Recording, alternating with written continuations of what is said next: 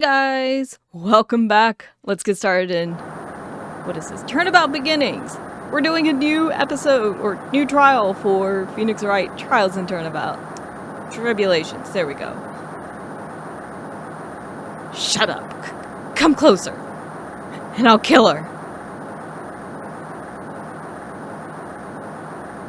Sorry, but you're not going to get the chance.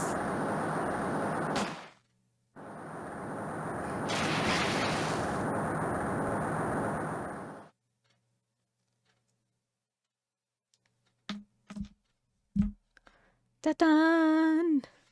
Wait, what is this? Why is I'm reading through the file of an old court case. Why are we in a hospital? It was the first case of my longtime mentor, Mia Fey. Why are we in a hospital, though? Oh my gosh. Okay, why is he reminding me of Pell from One Piece? Is that Pell?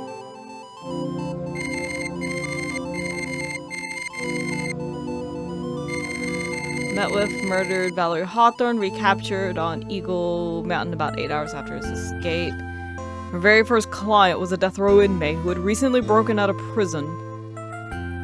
That was a whole year before Mia and I ever met. But why are we in a hospital? What happened? We still don't... Okay, but why? What happened? Why are we jumping back with no explanation? I'm so confused. Ugh, I'm so nervous.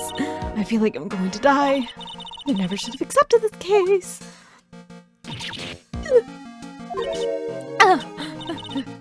Good morning. Don't be so jumpy, Mia. Also, why is her first case?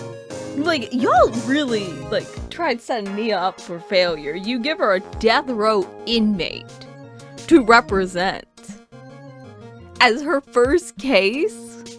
God, y'all are like, let's get her out of here. I didn't do nothing, I swear. I didn't kill nobody. Terry Fawles, my first client. Sentenced to death 5 years ago, and now a prison escapee. Just relax, Mia.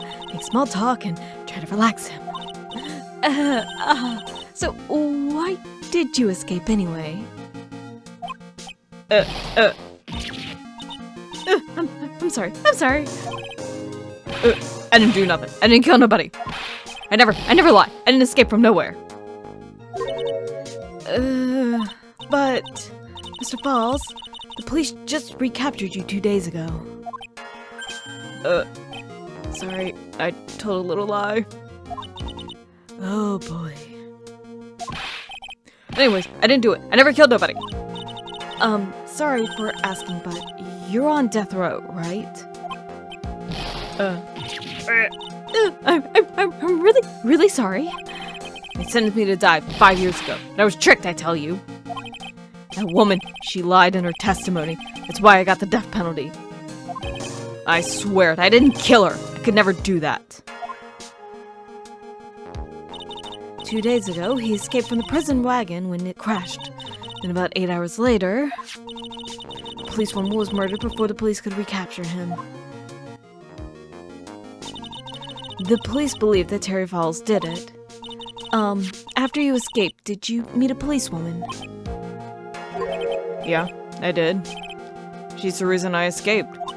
So that much is true. He did meet with the victim. And I didn't kill her. She was alive when I left. She was alive. It's true. I can trust him, right? I mean, I should. This is Godot! This is Godot without the mask! There's no way you can't tell me this isn't Godot without the mask. I had to move back because I am screaming. This is Godot. What happened? Are we getting Godot backstory? I'm really excited. You're not going to figure out the truth just by staring at the guy. Why are you here? I came to see how our little kitten was doing all alone in the big scary lion's den. Oh gosh, is this gonna have more tension than Wright and Edgeworth? I'm curious. I thought maybe you'd like someone to play. Godot, stop it. Where is Mr. Grossberg? That old man is probably still in bed. I bet he's clutching an empty bottle and mumbling in his sleep. Wait! This guy has to be related to Godot then. Okay, so fortunately I don't have to do the Godot voice, which is going to save me because I feel like I really have to go like more deeper in like vocal range than I like prepare for ever, because I usually just kind of pop on and like start filming. Is this Godot's brother? And like, but there has to be some connection with this guy and Mia. There has to be, because there was this whole thing in, which one was it? Stolen Turnabout, where it was like, because like I don't know if we necessarily see like there's a physical change in Maya, but like it shows for like the player, but I don't know if that shows in real life or like in their world, because like we did see a noticeable change when Mia showed up in Stolen Turnabout with Godot. Or these could still be the same person. Sorry, I am doing so much speculating. I'm very intrigued. Aren't I good enough? After all, it's me, Diego Armando. I'm still giving him the same voice as Godot. I thought about it and I was like, nah, they're too similar. I'm gonna run with this theory until I'm proven otherwise. I didn't say. So, Diego Armando, the finest attorney at Grossberg Law Offices, is here for me? Oh, no, you've got it all wrong. Today you're the finest. Why is everything out of this man's mouth feeling innuendo-y? Maybe it's just the fact that he started off this with kitten. After all, it took an amazing amount of guts to take this case. Imagine an escaped death row convict for her first client. Okay, so Mia chose this fate. This wasn't Grossberg putting her out to get hit by the bus and isekai'd. This was Mia jumping in front of the truck to get isekai'd. Okay. Career-wise. I was gonna say career-logically, and I'm like 90% sure that's not a word.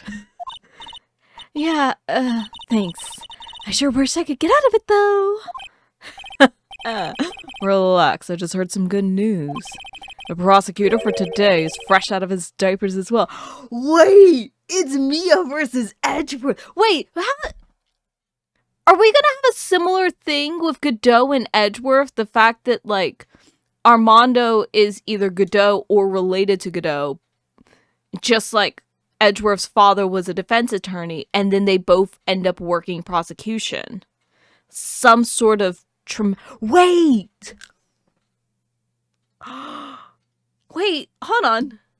In the Phoenix Wright case, wasn't there something about a murdered lawyer? Wasn't there something about it? And then, like, his girlfriend was the one who probably did it. I'm not even kidding. I now want to, like, double check this because I'm, like, hell-bent that I'm, like, onto something right now. Although, granted, it's Phoenix Wright, so, like, there's typically not a whole lot of, like, hoops you have to jump through with, like, connections. Okay, I did not have enough time to check. This is the one that died in that one, in the, first one. It is! So Godot is either related to this guy or was brought back to life. I don't know. It's Phoenix Wright. I wouldn't be surprised with Resurrection. Really? However, unlike a certain somebody who I won't mention, he's earned a reputation as a genius since beginning his law career. Genius? Well, it's about time to head in, kitten. What is the age gap between these two? Sharpen those claws of yours, it's go time. Solitary confinement cell for the condemned must be the world's loneliest place. And that's what my client ran away from. Every other lawyer gave up on him, but not me. When I saw those overflowing eyes and heard that simple childlike voice, I have not given him a childlike voice, my bad. Well, Mia, you gotta bring this stuff earlier so I can figure out the voices. You don't give me the chance. I just had the feeling that he was telling the truth.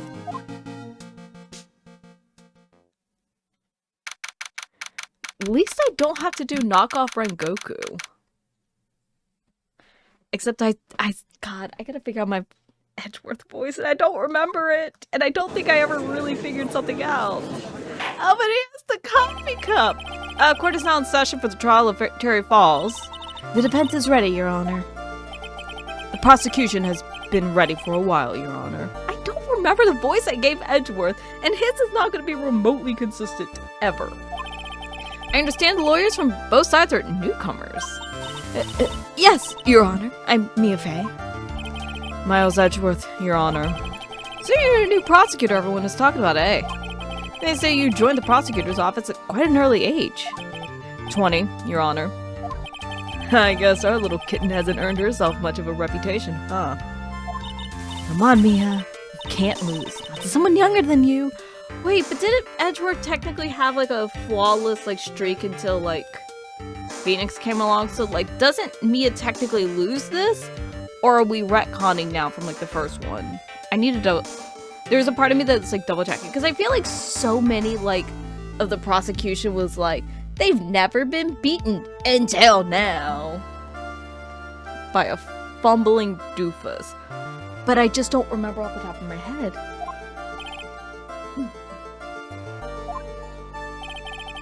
Young people running a trial. I'm not sure how I feel about that.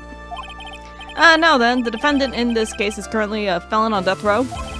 2 days ago, he escaped from a police wagon, is that correct? Precisely. But the defendant is not on trial for escaping prison. On the day that the defendant escaped, a woman was murdered. So we're here to determine if Mr. Fawles was responsible for her death. You got it, kitten. Hold on. Do we have ages for everyone? Okay, I think Mia's probably like 22, 23, so like it's like slightly off, but it's like not the worst thing that we could have for an age. We've had worse age gaps in this game. We've had worse age gaps.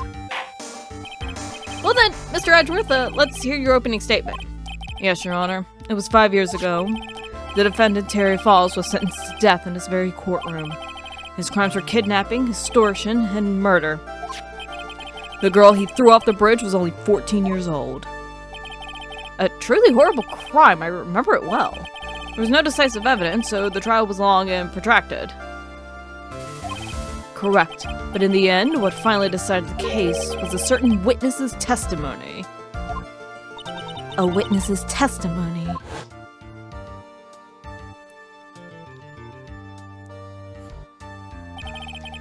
The testimony of Valerie Hawthorne, the person who confronted this criminal.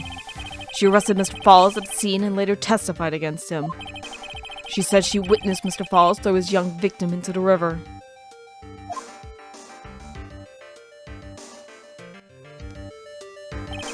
For those who are not aware, Eagle River is well known for its powerful current. Those bodies have fallen and are never recovered. So Miss Hawthorne's testimony was the one that pushed him. So Miss Hawthorne's testimony was the one that put him away. I kept saying push, and I don't know why. That policewoman you just mentioned, that wouldn't be exactly the victim. The same woman who was killed 2 days ago. Police Sergeant Valerie Hawthorne. Ah, I see. The man who was sentenced to death based on her testimony escaped 2 days ago with only one thing on his mind, to take revenge against the woman who convicted him. Huh. The truth is becoming clear to me now. Huh? Yes. It's quite obvious that the defendant is guilty. Objection! Oh, wait a minute, that's not right. At least hear the case before you decide on the outcome, Your Honor.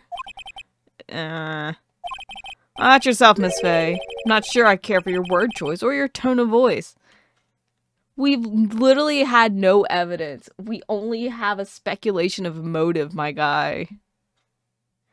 Is it bad that I want the old judge back? Not this. Young people these days simply don't know how to respect their elders. I'm pretty sure Mia's older than you, Edgeworth. God, he's a pompous little shit. With the Von Karma suit and everything. Why, you're even younger than me, you hypocrite. Now then, Mr. Edgeworth, please call your first witness. I called the detective who was in charge of the initial investigation of this case. Oh, it's little Gumshoe! Witness, state your name and occupation. And Gumshoe, Dick Gumshoe. I'm the homicide detective in charge of the case, sir. I finally got demoted to the detective division half a year ago. I don't believe anyone asked you about that. Hey, ma'am, you got any idea how much work it takes? What is it? You're really gorgeous. Gumshoe, stop it! Excuse me? No, seriously, my heart is aching for you. Gumshoe. Detective, pull yourself together and try to be professional. Otherwise, I'll write you up on contempt so quick that something other than your heart will ache. Okay, I got it. Now, detective, tell us about the incident. Yes, sir, right away. And the victim was Sergeant Valerie Hawthorne, a veteran on the police force. And she was stabbed in the back with a knife and died from excessive blood loss. That much is already stated in the autopsy report. The court would like to hear more details about the incident itself. Yes, sir, I gotcha. Okay, let's take a look at this aerial map of the area here. And this is a sketch of Dusky Bridge and Old Suspension Bridge. And the river that runs under there is Eagle River. The victim and the defendant met there, on top of the bridge. After stabbing her in the back, the killer carried the victim back to his car. He was recaptured at a police checkpoint as he was trying to make his getaway, sir. I see. Was the victim's blood found on the bridge? The victim, Sergeant Valerie Hawthorne, was wearing a thick coat, sir. Unfortunately, no traces of blood were found on the bridge.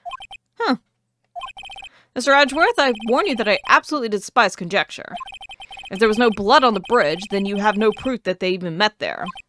Your Honor. If you would listen to the testimony we have prepared, I'm sure you'll be convinced. The two of them most certainly did meet on the bridge that day. Why, Mr. Edgeworth, I'm not sure I like you wagging your finger at me as though I was some Oja. Why did he randomly go 1920s? I don't know why. Detective, proceed with your testimony. Yes, sir. Here we go, Mia. Hang on. Okay, now listen carefully, kitten. One little mistake and this guy will drink you for morning tea. Trust me and get ready.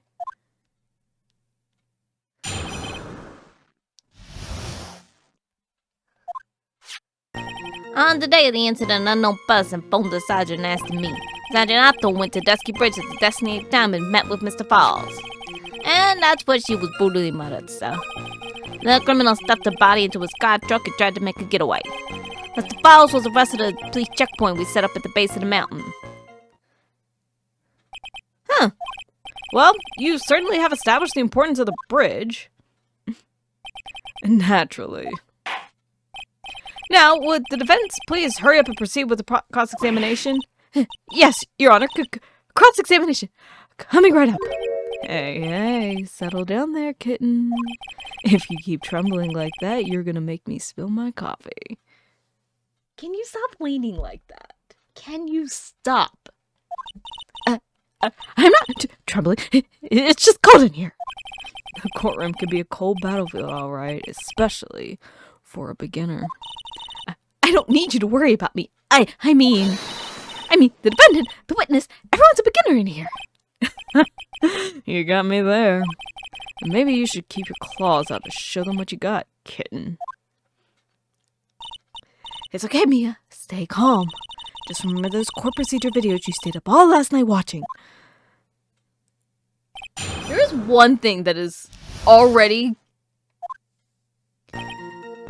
this.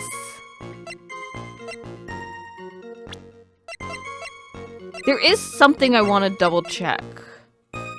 How long was he out, though?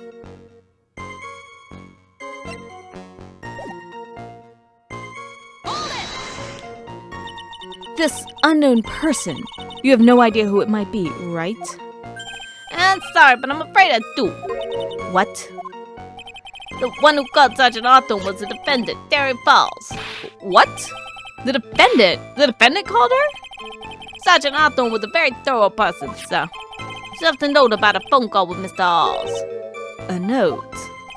Yeah, a top secret memo she left in the desk. According to this note, it seems like the one who called her to the bridge was indeed the defendant, Terry Fawles. But again, what proof do we have that she wrote that herself and it wasn't, like, written by someone else after the fact? I'm just saying. Because again, like, if he was in prison at the time and in solitary confinement, there would have been records from the prison that that call was made. But I'm trying to remember if they gave a timeline for how long he was out. Bright idea was it to keep that note from me? Looks like the judge is even more sure of his verdict now. Listen up. Never ask a question if you don't already know the answer. Yeah, but I was thinking that there would be no proof of it because honestly, there would be records from the prison because I don't think he was gone for multiple days. I think this was like hour stretches. But I'm not 1,000% sure.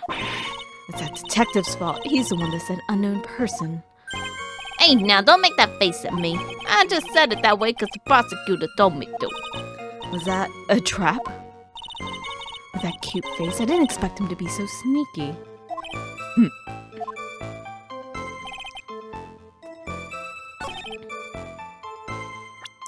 This is the biggest issue that I have. Okay.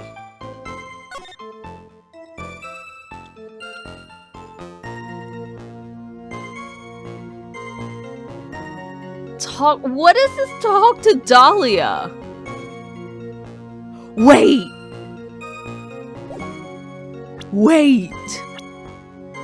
Dahlia Hawthorne? Like the one from the first trial? Are we getting so much stuff connected back to each other? Is this Dahlia Hawthorne's sister? And that's why Dahlia killed Diego Armando. Is this also then going to connect back to Mia's death from the first one? Because Dahlia fully believes, or is going with something, that Terry killed Valerie. Then Dahlia kills Diego. Because we have this line, tell Dahlia this time, the whole truth must come out.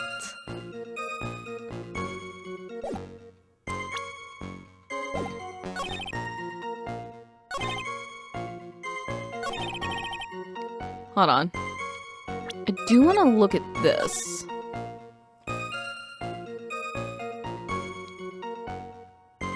I feel like the fact that the bridge isn't fully set up is going to be something. But I'm not sure what. And again, we don't have anything saying... Like, he escaped 2 days ago.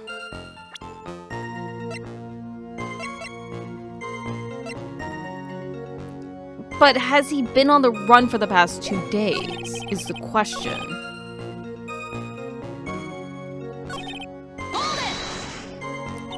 Was the body of the victim discovered right away? Yeah, we were really on the ball. And we found the criminal within an hour of the murder. It was great. We even got to say, don't move. We've got you surrounded. Wait a second. Isn't there something weird about that? The location was a suspension bridge up in the mountains. So how did they find out about the crime so quickly? Sergeant Hawthorne must have mentioned the phone call to someone, right? If that's what had happened, then she wouldn't have been killed. And she never mentioned the phone call from Mr. Halls, but... And she left a note on the desk about it. If only I had noticed it earlier. Maybe she'd still be alive. I wonder why she didn't mention the phone call to anyone.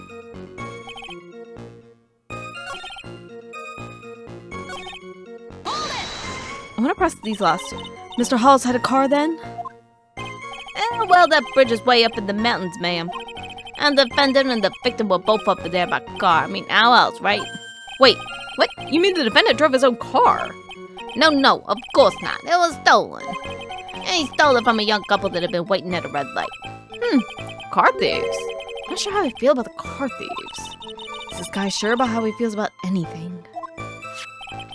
And this is a photo of the stolen car's trunk. And naturally, that's the body of Valerie Hawthorne in there. Oh, that doesn't look too comfortable. The victim, she was stabbed in the back, correct? Yeah. For some reason, men always seem to get stabbed in the back. It's a woman! We're talking about a woman here. Why does it feel like Diego's constantly flirting? Like, sir, this is a courtroom. And you can't tell from this photo, but the knife was stuck in her back nice and firm. Condition of the body when it was discovered is very important information. Detective, was there anything strange or noteworthy in the trunk of the car?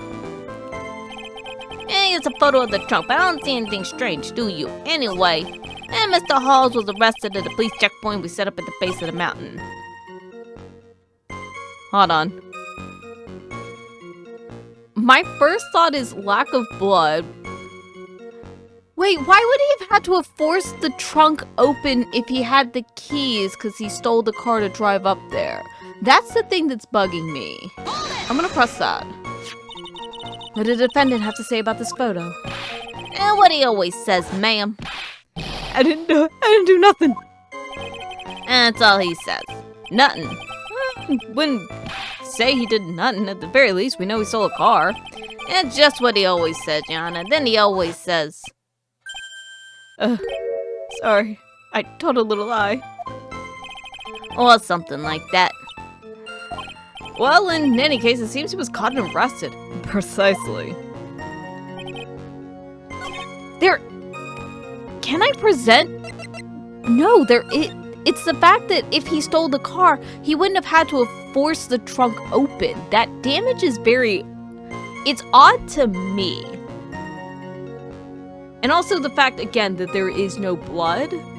And if it's like, oh, she was wearing a thick jacket, why is there blood on the jacket?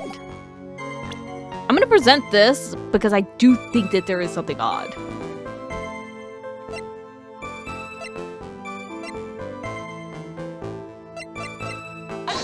I don't know. Your Honor, that statement contradicts this evidence. Okay. There is. But how do we show that there... Do we not have the evidence? That certainly is some impressive police work. Well, no, actually, it's way too close for comfort. And we set up that checkpoint just after 5 p.m. We figured that Mr. Hawes might just try to run. What do you mean it was too close for comfort? The two of them arranged to meet at 4:30 p.m. And it takes approximately 30 minutes to go from the bridge to the checkpoint. That was kind of close. Any later, and Mr. Hawes could have slipped right by. Listen up, kitten. There's a big trap waiting for you in that testimony. Trap? Walk into it carelessly and it'll leave more than a flesh wound. Fun, huh? No, it's not. Well, if you want to have any chance at all, you better get some more information. And if you're gonna get caught in a trap, it's best to get caught early. You can always look for contradictions afterwards. The ever-famous contradictions. I sure hope I can find some of those. Okay. We did this one.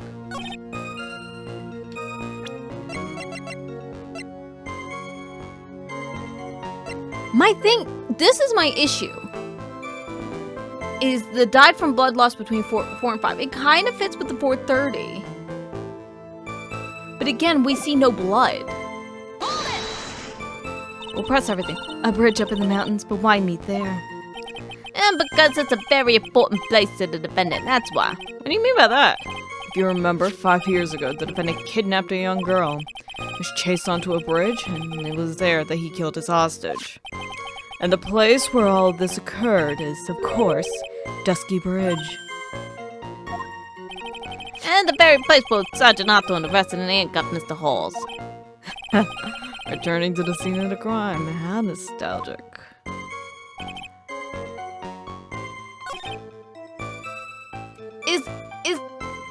Is it the fact that, like, she died from blood loss, but we have literally seen no blood? That's what I'm trying to figure out. Wait! White scarf for identification. There's no white scarf for identification. Objection! Is this what we press? Witness? Okay, yeah, we're on the right track. Oh, what is it? Do you have something to say, Miss Fey? I'm sorry. I totally forgot what I was going to say. This is the first time I've ever had to actually address someone like that. Should have practiced before coming to court. Honestly, Miss Fey, I'm not sure I like this. Say there, little kitten, you want a piece of my coffee candy? Candy? Well, you're still too young to be drinking real coffee. Come on, Mia, shake it off. You're a lawyer. Detective? Yes, ma'am. This photo. You said that there was nothing peculiar about it. Is that correct? Yeah, that's what I said. Well then, I suggest you take another look at the note written by the victim. The note? It very clearly says, wear white scarf for identification. The caller must have forgotten what the victim looked like, thus the special request. I have one very simple question for you, detective. Where is the white scarf? I can't seem to find it in this photo. Well, to be honest, we didn't find it in the trunk, ma'am. And you stopped there? You should have looked for it. The caller told her to wear it to identify herself, so I'd expect she did just that. Well, Mr. Edgeworth, what do you have to say about this? I see the defense is a little lacking. The scarf you are searching so desperately for, is it this one, perchance? where'd you find that, sir? On Dusky Bridge. I was there first and decided to conduct my own investigation. Why didn't you tell me? I made a decision to keep all pieces of evidence in my personal satchel. Again, how is this not, like, I still question, like, Japanese law and whatnot, but, like, at least in the States, considering that they did localize quite a bit of this, the entire fact that, like, there is no chain of evidence, that there is no discovery period where you're supposed to show all the evidence, or at least a prosecution is supposed to show the evidence in order to have a case, and then being like, surprise! And guess what? I kept it the entire time. It's like, it's always been a thing that's bugged me, but I'm like, you know, this is just a fun, goofy game. But it still bugs me every time they're like, I kept this piece of evidence, just, you know, right beside my, like, box of Pocky or something. It's the safest place I know. That hotshot sure has a flair for the dramatic. Quit turning that way, Diego, I swear to God. Just keep staring straight. It's not exactly white, as the caller requested, but as you can see, it's close enough for what it was intended for. Looks like it spent some time in the mud. Not surprising, it was drizzling on the mountain that day. Prosecutor Edgeworth. He was intentionally hiding that scarf the whole time. I've already went on my rant about it. The court will accept the scarf into evidence. Now, if the attorney for the defense is finished embarrassing herself, you kept evidence! You intentionally withheld evidence! How do I smack the Von Karma out of him? I'd like to move on with the testimony. That is all right with you, isn't it, Miss Fey? Boy, would I like to wrap this scarf around his smarmy little neck. Very good. Now, if we're done with this mud-covered scarf business, the prosecution moves to establish conclusively with hard evidence that Miss Hawthorne and Mr. Fawles did indeed meet on that bridge that day. Further, we will show exactly what occurred there. That sounds quite promising. I can't wait to hear all about it. Everything is moving at his whim. Don't forget, kitten. There's a reason why everyone considers this kid a genius. A genius, huh?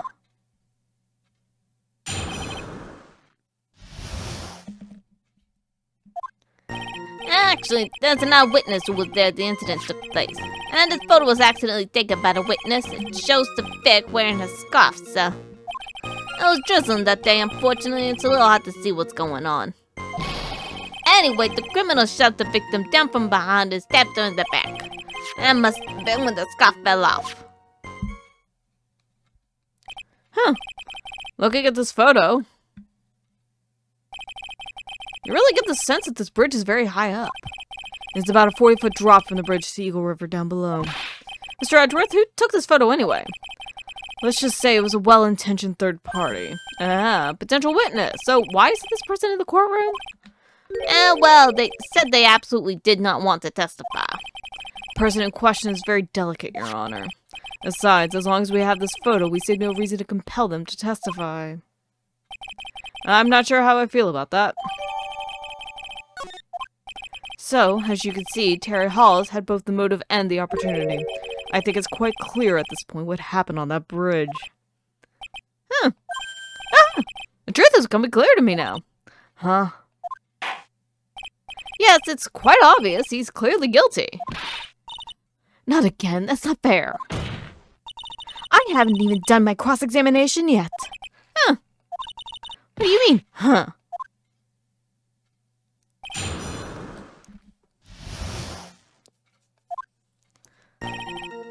There was an eyewitness.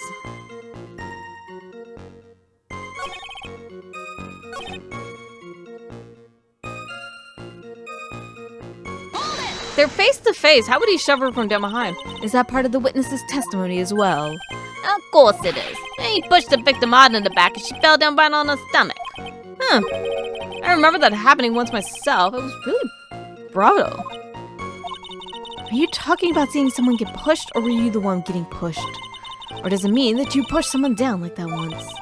With his mind-boggling tales and the way he said brutal, I wonder if he's Canadian. Oh, no, I can't do a Canadian accent. Save your nasty look for the right person. Huh? Take a look. Poor baby. The court record seems to have wet itself. Hey, watch where you spill your coffee. Court record, huh?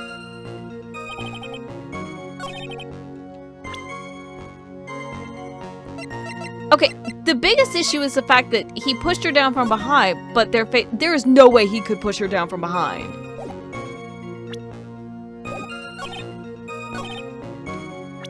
There's no way. On that, there's no way he could have. But I don't know if we're... It did not change. What do you think of the witness's statement? Damn it! What do you mean that wasn't it?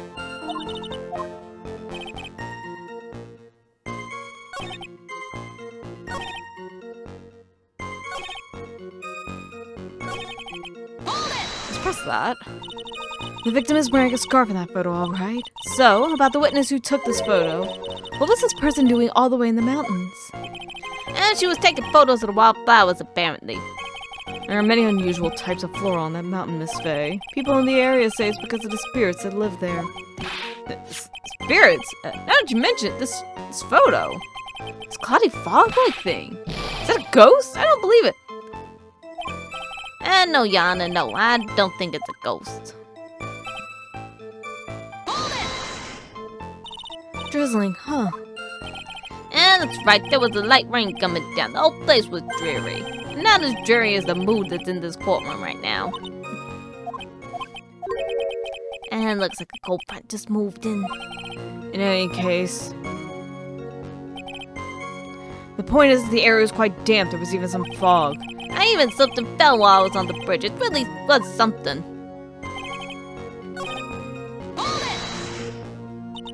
So in other words, there was a struggle between the criminal and the victim, huh? And that's what the witness said.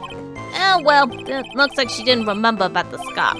But from what she said, it sounded like a pretty violent fight, ma'am. The area was wet from rain. The bridge was probably wet too, which would explain why the scarf was all covered in mud, but there is no way that a fight would occur on a suspension bridge 40 feet above the air. I'm sorry, but who in their right fucking mind would do that? Like, I weirdly, like, I have a very weird, like, fear of heights. Like, I've gotten to the point now that I can get on a plane and I'm fine. But, like, if you put me, like, on a roller coaster, anything where, I guess, like, if I can see how far I'm going to fall, that freaks me the fuck out. I would not be on this suspension bridge even if it killed me. I don't care. And you're telling me that they fought on this thing like they're fucking Indiana Jones. There's something about this testimony that's so bothering me. Talk about a surprise. I had no idea there was a photo. So what do I do? You really still believe him? Mr. Crybaby, I mean. Of course I do. So the little kitten believes in fairy tales, huh? In that case, the answer is obvious. If what you believe is the truth, then that means that somewhere hidden in that testimony is a contradiction. One huge contradiction waiting to be discovered, and that's your chance. I know where it is. It is the fact that they say that he stabbed her from the back. But I don't have any other proof of it. Wait, but there's also the hat.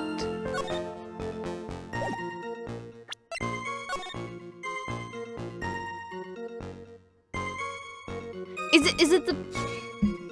I'm not sure. I'm really not sure at this point. Because I can tell, like, for one, the hat's not there.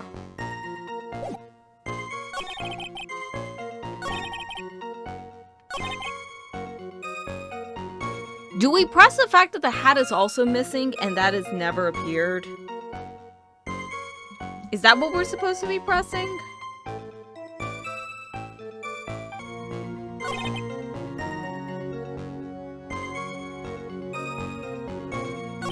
Okay. Yeah. Because there's no hat. Addiction! So at the time of the crime, there was a light drizzle coming down, correct? Yeah, and fuck too. Just a general soggy atmosphere. Well, I have evidence that doesn't go with the soggy atmosphere. This is a photo of the victim's body that was found in the car trunk. Considering the condition at the scene of the crime, something isn't right. Well, by all means, please enlighten us as to why it isn't what isn't right.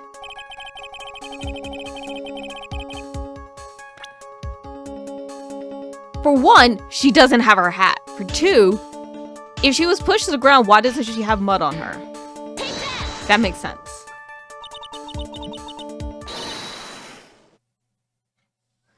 Naturally, the answer is right here. The victim's coat. As far as I can see, there's nothing strange about it. That's exactly what's strange. Recall the testimony. What were the conditions on the bridge that day? It was drizzling and foggy. Dusty bridge was all wet. If the victim really had fallen down on her stomach on top of that bridge, then the front of her coat should have been covered in mud. That's exactly right. The other day I fell in a muddy street and my gorgeous playoff beard was befouled. I do admit that the crime scene was quite wet that day. However, that doesn't mean that the top of the bridge itself was muddy. If your honor had fallen in the shower instead of on a muddy street, your glorious hockey beard, pride of the legally, would be wet but not muddy. Fortunately, I've yet to test that. Still, your point is well taken. Can you prove that the surface of the bridge was muddy that day? Surface of the bridge? Huh. A real man wouldn't stand for a taunt like that. Neither would a real woman. Of course I can. Here's the evidence that proves the surface of the bridge was muddy. It's a scarf.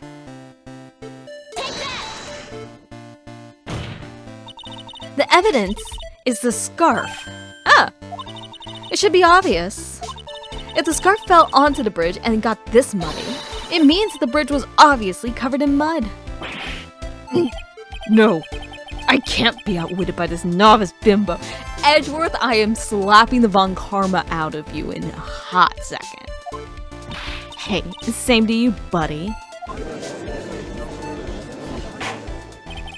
This face assertion makes perfect sense to me. I do admit that there appears to be a contradiction between the condition of the victim's coat and her scarf. However, the real question is, why is there a contradiction? Huh? For every contradiction, there exists an explanation. Let's take a look at what the explanation in this case may be, shall we? Alright, it's not like he's really giving me a choice here. You're doing pretty well for a little kitten. Mr. Armando, no matter what he says, a contradiction always comes down to a lie. And it's either the victim discovered in the trunk, the witness's photo showing the defendant and the victim, or the witness's testimony that stated she saw the moment of the murder. Just relax and think it over. It's pretty simple, isn't it? False evidence. It's one of those three.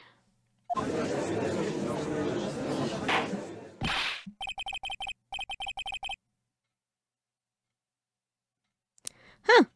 What you said just now. I'm not sure I like that.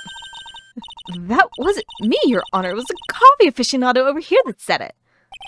This court is not in the habit of accepting false evidence, you know. Blame it on him, Your Honor. He's the one trying to slip false evidence into the court. But we won't let him. We'll expose his evidence as a flimsy scam it really is. Yes. The false evidence in this case... I'm thinking it's the body in the trunk.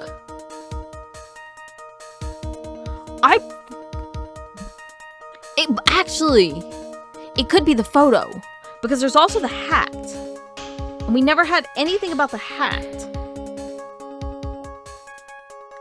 Wait. No. I was double checking. It's the testimony because the witness said that she saw Valerie Hawthorne get pushed to the ground. She would not have been pushed to the ground because there's no way in hell that could have happened. It's a no-brainer. Obviously, it's the witness that's suspicious. During his earlier testimony, the detective pointed out a crucial fact. The criminal shoved the victim down from behind and stabbed her in the back. Now, is that the testimony exactly what the witness claims to have seen? Yeah, that's what the witness told us. That testimony is filled with holes. After all, the victim's coat isn't dirty at all. That's true. It's not just true, it's the truth. And there was a truly decisive witness in this case. I'm certain that boy Wonder over there would have called them in the first place. Your Honor, the defense requests to cross-examine the eyewitness. The testimony presented so far is not only vague, but contradictory as well. Well, Mr. Edgeworth, it appears that we'll need to hear from your mystery witness after all. You should brace yourself for the brutal truth. Your Honor, the prosecution has no intention of hiding the witness from the court. We are prepared to present our witness at any time. Very well, please bring forth your witness at this time. What Mr. Edgeworth said kind of worries me. What does he mean by the brutal truth? To be continued? Oh, I thought it was going to be to be continued. Now let's proceed with the testimony. Mr. Edgeworth, please go right ahead. Thank you, Your Honor. The prosecution summons the woman who saw the events that day with her very own eyes. This is it, Mia. The battle begins here. Witness, what is your name and occupation? She's back. I knew it. I knew it. Everyone is so silent that I can hear their hearts going pitter-patter. Oh.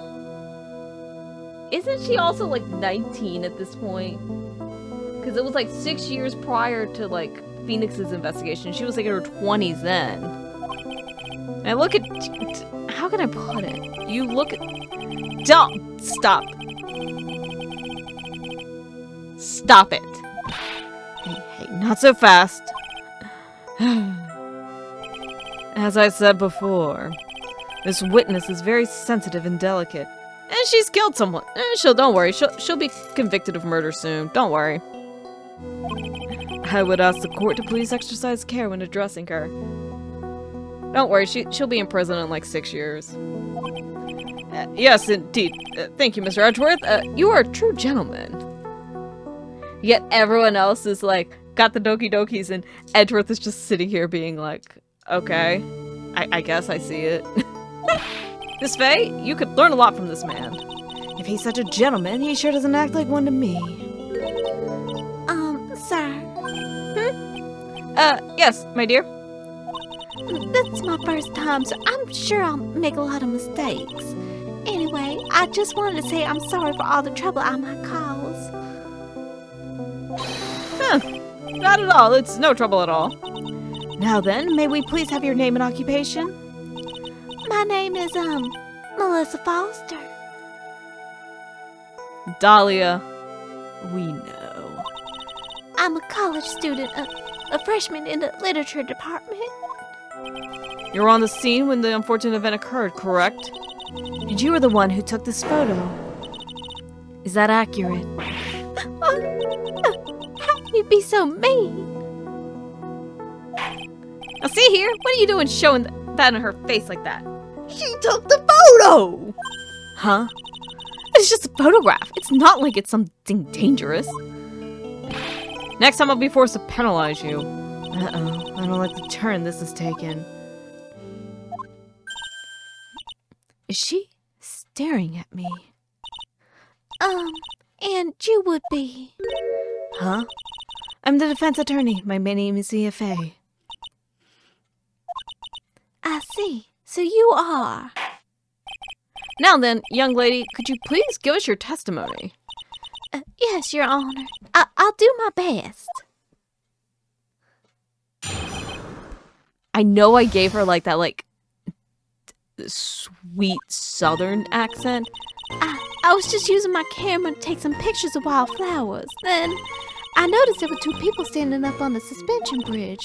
Suddenly, they just started fighting. That's when I hurried and took the photo that shows the crucial moment. And right after that, I called the police. By the way, where were you standing when the incident occurred? I believe the map would be of help here. I was standing right over here. I was standing in a beautiful field surrounded by tall cliffs. She wouldn't be able to see because it goes up, though. So you took the photo from that location, eh? I brought the camera I was using at the time, just like Mr. Edgeworth asked me to. What a cute camera, just like its owner. Quit being creepy. Alright then, Miss Fey, time for your cross-examination, but I warn you, make the witness cry again and you'll feel the wrath of my gavel.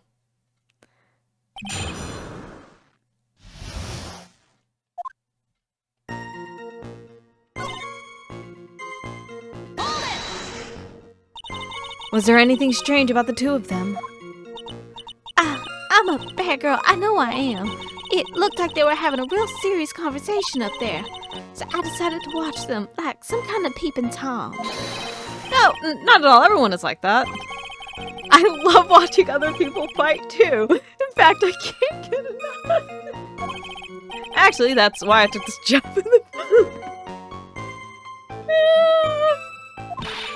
Too much info, Your Honor. In any case, it's perfectly natural for you to have kept watching them. Especially dressed as they were.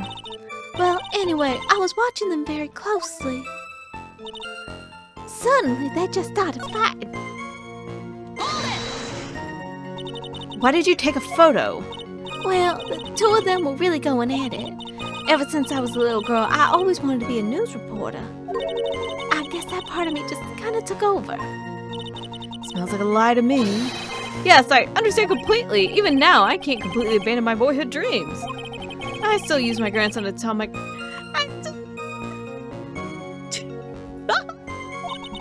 So we wanted to be a comedian, huh? Not that it has any bearing on this. All I could do was use my camera. So I took the photo of the crucial moment and gave it to the police. How do you get reception up in the mountains? You call the police. Yes, because it looked like the murderer was going to try to escape. We're already moving before the call even came in. Thanks to the victim's note, we had already started our operation. That was certainly tough luck for the criminal, eh? Terry Fawles is the criminal. Then there must be something strange in that girl's testimony. Be careful, kitten. That girl has a judge wrapped around her little finger. You're going to have a tough time poking holes in that testimony of hers.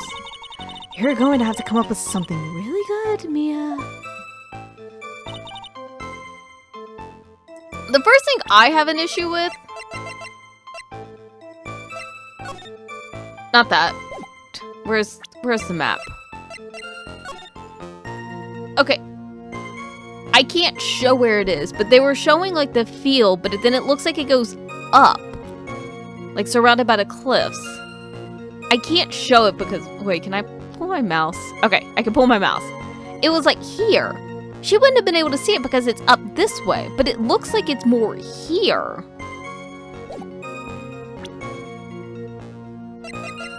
Like if we look at the photo, it looks like it's straight on, but it does not look like it would work that way.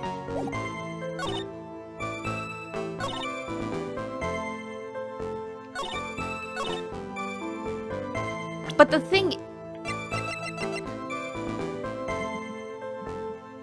Like, that's the thing is I feel like I keep hitting the wrong thing.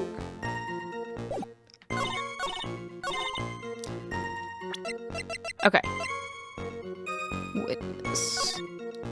Also, this isn't the crucial moment. That's not when she gets stabbed. They're just, like, encountering each other. Objection! Witness. When you said you took a photo of the crucial moment, is this what you meant? All I can see in this photo are two people facing each other. You testified that you saw the two of them starting to fight. Normally, that's the kind of thing we would refer to as a crucial moment. Why haven't you presented a photo like that? Well, you see... The photo we presented was the only one here. That was the only one there was. But if you really wanted to capture the crucial moment, then what happened next? You must have taken a photo of it. Huh. Oh. My apologies, young lady. But Miss Fey's assertion is not without a certain amount of merit. He can certainly downplay a situation, can't he? I'm sorry. I'm a very bad girl. I used it all up. The film, I mean. Ran the film? This photo was the last one. What? Unfortunately, that is the truth. I personally examined all the photographs she took that day. All the other photos are the witness herself playing among the wildflowers. The witness herself? Then who took the photos? Well, you see, my camera has a timer feature built into it. So you took photos of yourself? I remember taking... I don't want to know about these photos, I feel like. Please, no details. It seems that Miss Fey's assertion was not so decisive after all. Wait, just a minute. Well, if she had no film left, she couldn't very well take more pictures, eh? But at the same time, she never took anything crucial. She just took a picture of two people standing there. And let's not even forget the fact that the height acclimate doesn't work. Miss Foster, could you please then tell us about a different sort of photo? Photos of the incident that you took with your very own eyes? Mr. Edgeworth, you're quite the poet. Very well then, let's get back to the cross-examination. Let's hear your thoughts on the fight that you witnessed. Yes, Mr. Judge. Boy, this guy really is a sucker for sweet talk. It looks like the other kitten in the room is the one that's getting all the attention. Yeah, it's sickening. Don't agree with him. I was using my camera to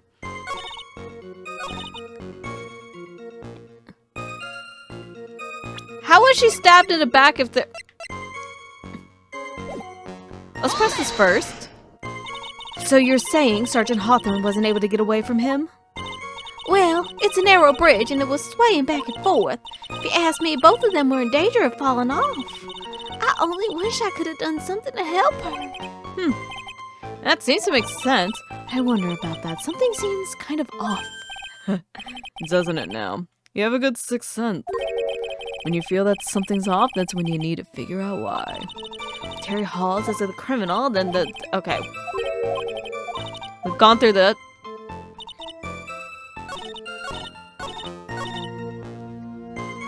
My thing is, she would have had to have turned around.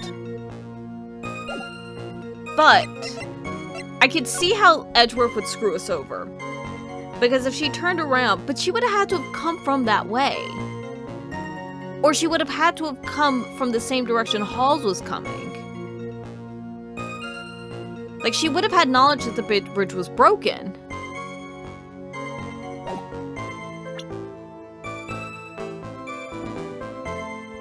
Right?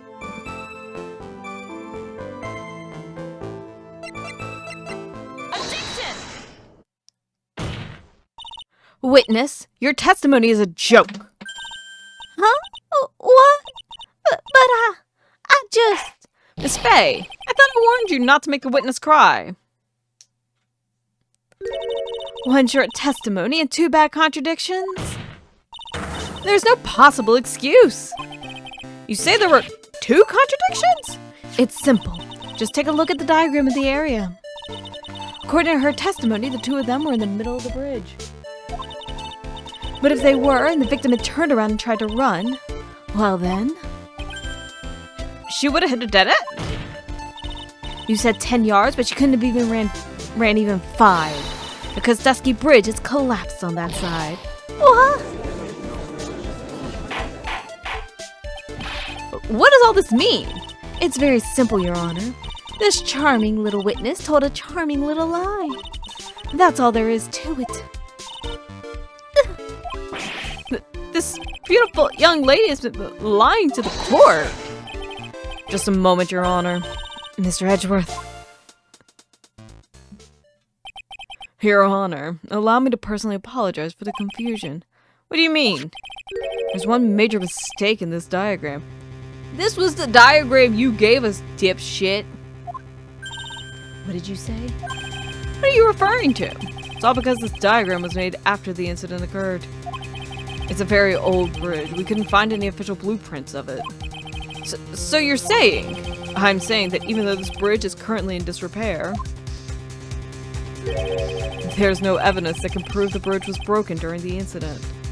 Is it going to be in the photo? Hold on. Can we see from the photo? We can't see in the photo. Okay. I want to check that. That's ridiculous.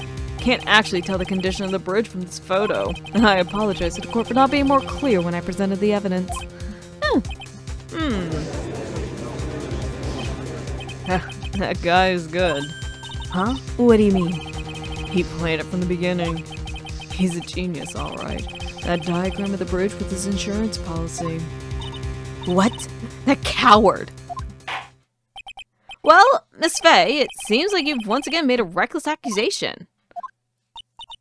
I'm so sorry. I should have been more careful myself.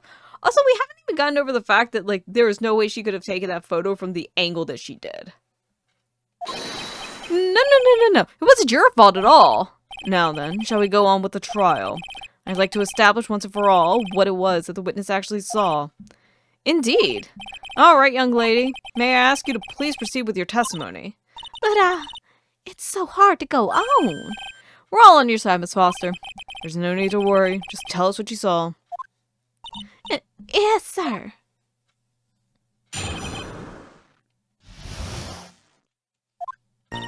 After he stabbed her in the back, he quickly picked her up in his arms, and he carried her over to the car.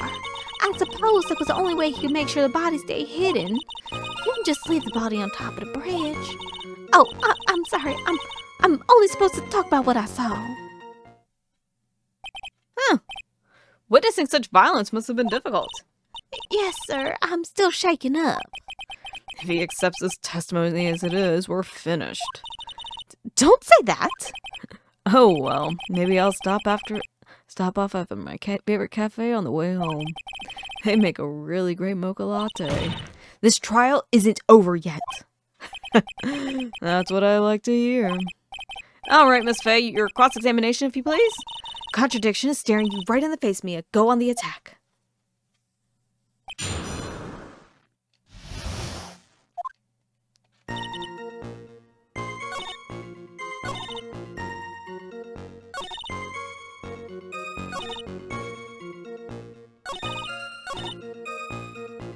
Wait, hold on.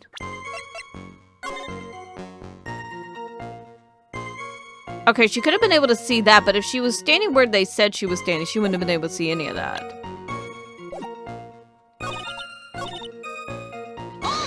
Let's just start by processing everything. Are you saying that the victim didn't fall down on the bridge? Actually, maybe she did fall. Of course she didn't fall down on the bridge. If she had fallen down, this photo wouldn't make any sense. If that was the case, even her coat would have been all muddy. If you don't mind, I was asking the witness. No need to be so rude. Well, young lady. Of course she didn't fall down. The man in the prison uniform grabbed her before she could. We're one step too slow. And then, what did the defendant do after that? Let's continue to suppress everything. You personally witnessed that? Yes. Did anything strange happen when he did that? Well, I don't know if you'd call it strange or not. That's when the victim's scarf fell off. You mean this scarf? But what about the hat? The words match what we found at the scene. I don't see any problem.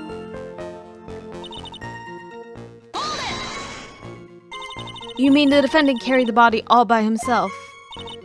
Yes. Considering the size of the defendant, I don't think it would be difficult. Yes, but let's remember they were on a narrow bridge that was ready to collapse. Is it even possible for him to have carried a dead body on a bridge like that? Objection!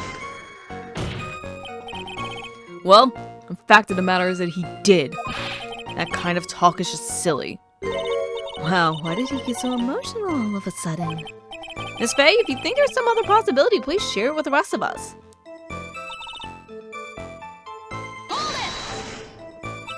Why do you say that? It's already a broken down bridge, hidden away in the mountains. Doing anything more to hide the corpse would be going overboard, wouldn't it? Yes, but that mountain is famous among hikers. A surprising number of people go up there. But it's February, right? And it was raining that day, correct? There's also a small temple and a channeling dojo. Wait! Is this near Karain Village? Is that where Dusky Bridge is? You know those monks, they just love cold, isolated places. I think the witness is trying to say that the corpse could have been found at any time. But didn't you also say that, like, a bunch of bodies were never found that, like, dropped up there, like the one girl that he supposedly killed? Besides, the witness is merely reporting what she witnessed with her own eyes.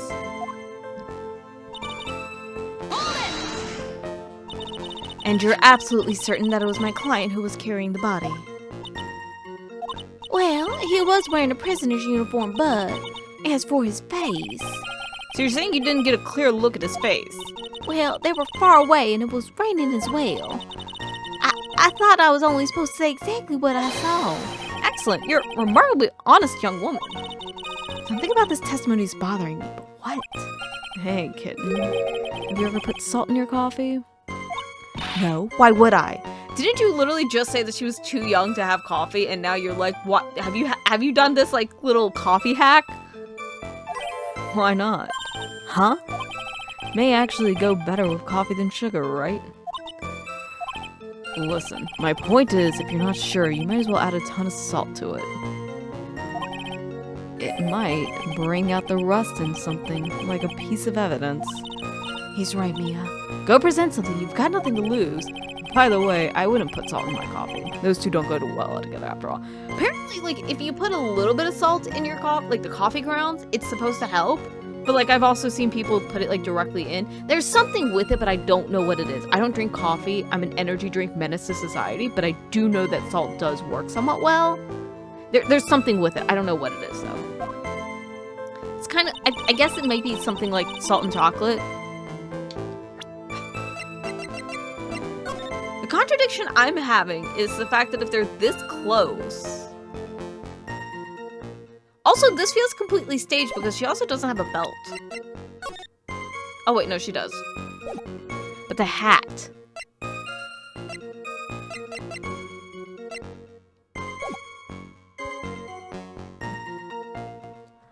Wait. Honestly, he could have just pushed her into the river. Especially if there's broken stuff. Like, just chuck her over. Then on top of that, you can make it look like an accident. A killer not wanting his victim to be found? I can understand that. However, the idea of moving the body for that purpose is clearly odd. There was a much easier way to make sure the body wasn't found. Well, what is it? Take another look at the map of the area and you'll see how. There's a river right below the bridge. Earlier, Mr. Edgeworth pointed out something interesting about the river. For those who are not aware, Eagle River is well known for its powerful current. Most bodies have fallen or never recovered. In the kidnapping case 5 years ago, the victim's body was carried away and never found. If 10 murders were to occur at that same spot above the Eagle River, you could bet your boots that every other killer would have tossed the body in the water. Especially if he technically never had a body found in the first one, if he supposedly did it. Order, order, order! I'm not sure if I care for the way you put that, Miss Fey. I must admit it does seem odd not to have thrown the body into the river. Oh. Well, Mr. Edgeworth? How sad. Perhaps Miss Fey would do well to try taking a dip in the river herself. After all, you claim to be such an expert in the ways of nature. What are you talking about? You are the one that literally said this before. I'm using your words, dipshit. My point is that no matter how odd you may find the killer's method of body disposal, the fact is that this is what the killer did. None of your arguments have anything to do with what the witness saw. Quite true. Miss Fey, it seems that your assertion is without merit after all. But what the witness claims to have seen is totally ridiculous. Objection! Surely you can't deny that the body that was found in the trunk of the car. That certainly is consistent with what the witness has told us. Ugh. Please, witness, go on with your testimony. I'll try. All you have to do is tell us only what you saw. Otherwise, the mean lady might yell at you again. Who is he talking about? All right, I'll do my best. Okay.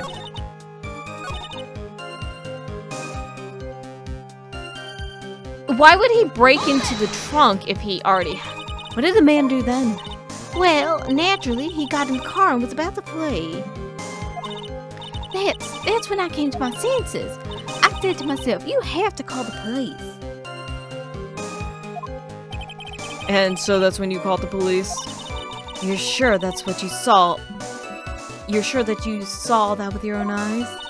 Yes, I'm 100% certain.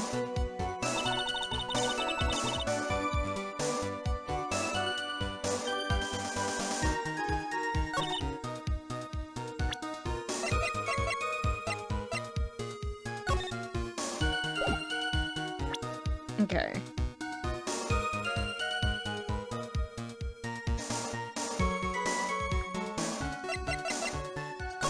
She wouldn't have been able to see the car because if they, again, this should have been the first thing because the picture would have been phony because if she was claiming to be down here, if she was up here, then maybe because then it would put her at line sight because this is like elevated, right?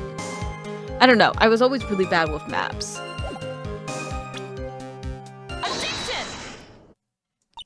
Well, Miss Foster, it looks like you've done it this time. Done what? Made a crucial mistake. A crucial mistake? Like what, Miss Fey? The killer broke into the trunk of the stolen car and hid the body in there. You're saying you saw that, right? With your own very own eyes? Yes, and? It's simple, Miss Foster. Take a look at the diagram. The place you claim to have taken the photo from that day is here. Do you see what I mean? Even if you tried to see the car, this outcropping of rocks is directly in the way. Also, the line of sight. Like, she would have had, it would have been an angle. There's no way that that's 40 feet up in the air. That's right, Miss Foster. From where you were standing, you could not have possibly seen the killer's car. Objection! I admit that the diagram shows a large outcropping of rocks. However, it isn't so tall that it would stop her from seeing the car. That's right. It's not that high at all. I was able to see his car just fine. I'm so sorry, but that just doesn't wash. I believe it was the witness who presented this as evidence to the court, yes? This is the location that the photo was taken from. Your own photo tells the whole story. You can clearly see the left side of the bridge. But the outcropping that is being referred to is really more like a cliff. Ah! Your view should have been completely cut off by this cliff. But you claim to have been able to see the killer's car. No! Order in the court. What's the meaning of all this ballyhooey? Ballyhoo. There we go. Your Honor, don't jump to any hasty conclusions. The fact that the escapee fled in a stolen car was reported on the news. After witnessing a murder, I'm sure you could appreciate that the victim was very upset. She must have heard about the stolen car and convinced herself that she saw it. But she was repeatedly warned before starting her testimony. She was told to testify only what she saw with her own eyes. Oh! Mr. Judge? What is it? I think I must have remembered things wrong. Hey, wait a minute. You can't just say that. Objection! Wouldn't it still be considered perjury? Miss Fey, no one on the face of the planet is perfect. Yes, indeed. Quite true. You know what they say? To err is human, to forgive divine. But again, is that not perjury? Is it still not technically perjury? I'm inclined to give the benefit of the doubt to the witness here. What? It's not fair! Save the tears for later, kitten. Mr. Armando! Don't look back until the trial is over. Now is the time to go forward. But that wasn't fair! Okay, kitten. You need to relax. Then you need to remember the other kitten's testimony. Killer broke into the car. So tell me, how did she know that? How did she know that he broke into the trunk? Aha! Well, Miss Foster, until you can explain how you knew that, you're gonna have a lot of very suspicious people on this side of the courtroom. Well, witness. Well, I'm certain that he broke into the trunk. Because there were marks left on the trunk lid. I'm certain there were scratch marks from when he broke into it. What? Let me see that photo. But if he had the keys, why would he need to break in? That takes more time to break it. It's true, there certainly looks like scratch marks around the keyhole. It's obvious that this trunk had been broken into. Well, Miss Fey, are you satisfied? The judge is on her side. I can't make any mistakes here. What she said, is there a contradiction? She still wouldn't be able to see that they were done, though.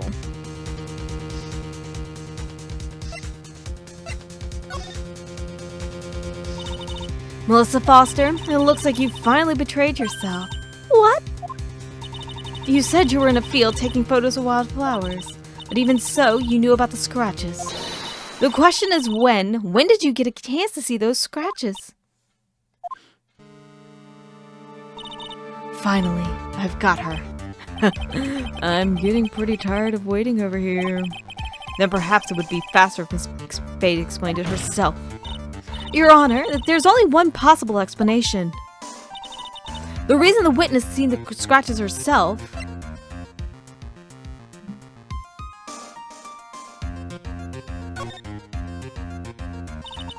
There's only one way that the witness had the chance to see those scratches.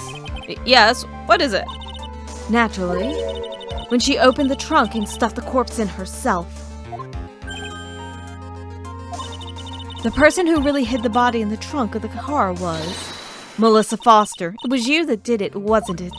That's ridiculous. I could never. It was a man in the prison garb. He's the one that... I don't think so, Miss Foster. If Mr. Hawes had been the one that put the corpse in the trunk, he would have simply used the car key. There was no need to break it open. But he stole the car. Hold on. Sorry about that. I don't even know what my dog was barking at. All of a sudden, it's just like barking up at everything, and I look outside and it's nothing. But he stole the car. He stole it from a young couple that had been waiting at a red light, which means that the key would have still been in the ignition. Oh, I see. Thank you for telling us about the scratches, Miss Foster. Without that, we never would have been able to uncover the truth. That it couldn't have been Mr. Hawes that put the body in the trunk. I mean, I picked up on the scratches very early, but okay. Preposterous to even suggest that the witness put the body in there. If that were true, then how do you explain the photo that she took? The corpse would have only been put in the trunk when the incident occurred. And we already know that at the time she was taking photographs. Now's your chance, Mia. Finish this thing. On the contrary, I'm not so certain about that anymore, Mr. Edgeworth. There's no need to think too deeply about it. What I'm saying is the shutter for this may not have been pushed by Miss Foster herself. The timer! Let's take another look at this camera and see what features it has, shall we? It has a timer built into it, even a mini tripod. I'm sorry, but like, I know this is going to close the case on Dahlia Hawthorne / Melissa Foster, but no camera has like a 30-minute to an hour timer. Unless she has a remote thing, which I don't think was like super recent. I mean, it wasn't super long ago. Huh. Why? It's almost as if she brought this camera just to take this picture. Objection! What are you trying to say then, Miss Fey? That when the crime occurred, Miss Foster wasn't in the field as she claimed? Well, if she really did use the camera's auto timer, then the answer is yes, she was somewhere else. Exactly, she was not in the field. Huh. Would the defense please explain further? Listen, this is a crucial point. Where was Miss Foster when the incident occurred? In answering that question will also make it clear Miss Foster's true identity. Well then, please answer this question. Where was Melissa Foster when the...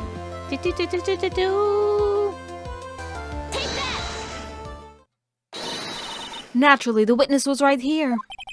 But that's where the victim, Miss Hawthorne, was standing. Order! Order! Order! Miss Fey, what on earth? Your Honor, if I may. After parting with the victim on the bridge, the defendant fled by car. But this would mean that there was no time to put the victim in the trunk. In other words, if someone put the body in the trunk, it could have only been before the defendant met the victim. How asinine. Of course Mr. Hawes met with the victim. The only person with the opportunity to put the victim in the trunk is the same man that killed her, Terry Fawles. You still don't understand, do you, Mr. Edgeworth? By the time the witness's photo was taken, the victim was already dead. The person in the photo was not Valerie Hawthorne. What? I've never heard anything more ridiculous in my entire life. And who exactly is the victim in this photo? It's obvious, isn't it? It's your own witness. What? It's the only possible explanation. The woman that Mr. Hawes met on the bridge that day was not Valerie Hawthorne. It was you, Melissa Foster. I almost said Hawthorne. My bad. Me? Let's remember that it was raining and foggy on the mountain that day. Mr. Hawes himself believed that the woman in front of him was Valerie Hawthorne. But the defendant knew Valerie Hawthorne very well. After all, she was the woman whose testimony helped get him convicted. But since then, my client had spent 5 hard years in a federal penitentiary. He couldn't remember exactly what she looked like anymore. You're just making this up as you go along. Where's your proof?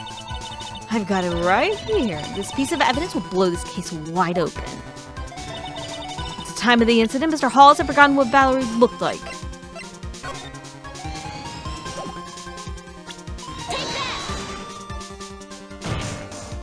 Mr. Hawes had forgotten the victim's face. That's why he needed some piece of identification. Namely, this muddy scarf. It was Mr. Hawes who requested that she wear this scarf to identify herself. That's already been proven by the note the victim left. In other words, as long as you were wearing a scarf like he asked, anyone could have pretended to be Valerie Hawthorne. Well, what do you have to say to that, Melissa Foster?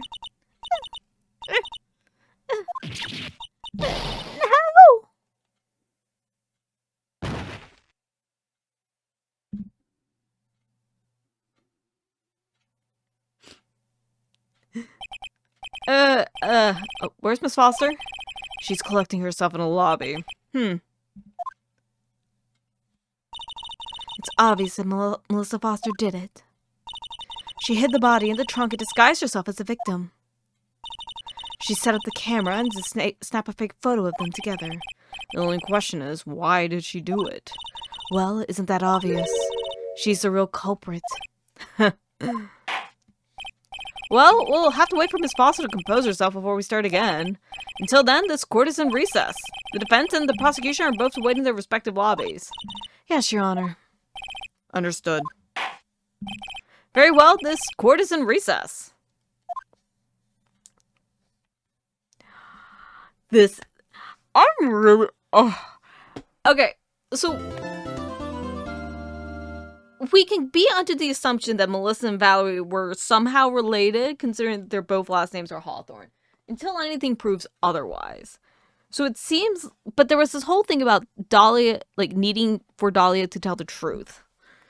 And that's kind of one of the big things that I'm kind of, like, focusing on, is that entire fact of, oh, there was some truth that had to come out. And I'm guessing it had something to do with the first kill? Or the first supposed murder? And I'm wondering if maybe there was some... I just had a realization. Because there was a kidnapping murder charge. And something with extortion. I'm wondering. Okay, so we had Terry Fawles. Wait. Oh my gosh, who was it? Part of me is thinking Gypsy Rose. But I'm thinking that there's someone else. But it's this entire thing. Oh my gosh, I know who I'm thinking. It's this, shoot, I can't think of the girl's name. But she was like 13 or something like that. This was in Canada. She ended up getting in this relationship with like a guy who was like in his 20s, like online. And like no one in her life like was like on board for this. They were like, no, you're way too young. And so in order to be with the guy, she went and like killed her entire family. And I'm wondering if this has something to do with it, in which Dahlia, whether she ended up in a relationship with Terry Fawles or not, or was just using him, because there's this whole thing of like Terry having that like childlike manner in which he talked and stuff like that. So potentially there is some sort of like disorder, potentially. We just don't have any knowledge of that. And Dahlia was taking advantage of it. And kind of like trying to, you know, either escape with him or use him for some other reason. Valerie goes, potentially, this could even be something that her and Dahlia and Valerie had put together, having Terry be the downfall man, or kind of the fall guy. And it's like, he's on death row. We cannot keep this up, Dahlia. And so that's part of the reason that he goes. But then you have the whole escape aspect, the prison break. But then there was something that he had said about someone like helping or something like that. I thought there was something with like a assistance in the prison break. I'm not sure. This is getting really interesting. I'm really excited to see kind of if Godot and Armando are related. That's going to be incredibly interesting, because there was a whole other thing that Dahlia supposedly killed Diego, who was maybe her defense attorney, but that could have also been another thing, is that because she didn't get away with her original murders or whatnot, then she is, you know, goes after Diego, and then potentially also after Mia, or never got the chance to go after Mia. But then that doesn't make sense why then Godot goes to prosecution, kind of like how Edgeworth did. Which, anyways, it's all really interesting. I'm going to stop talking because I've talked for way too long. But hope you guys enjoyed. Sorry it went a little bit long. I kind of just started ranting a lot about, like, theories and whatnot. But I do... this is so incredibly interesting. So hope you guys enjoyed, though. And I will see y'all for the rest of Turnabout Beginnings. Bye.